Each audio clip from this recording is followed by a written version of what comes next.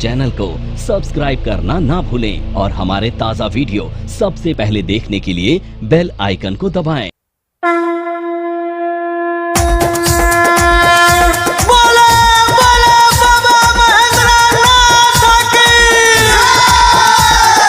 ओम नमः शिवाय, ओम नमः शिवाय, ओम नमः शिवाय।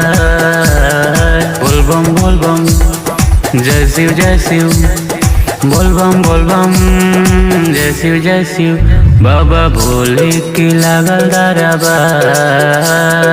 बोल बम बम बोल बम बाबा भोले के लागल दरबार।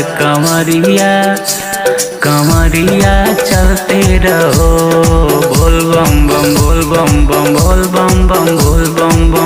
बाबा भोले के लागल दरबार। कमरिया चलते रहो।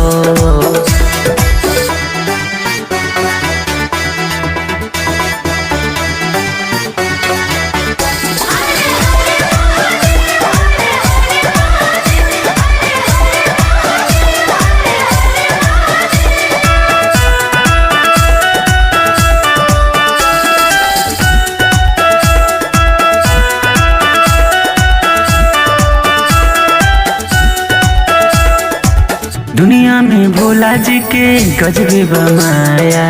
चाहे ले जहाँ होला धूप चाहे छाया।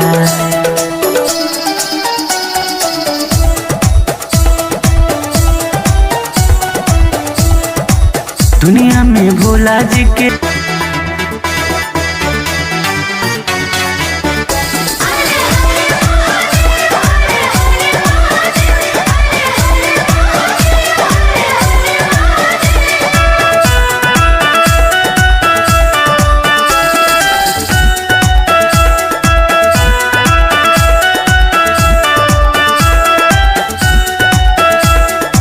भक्ति में मनावा आज बरंगाइल।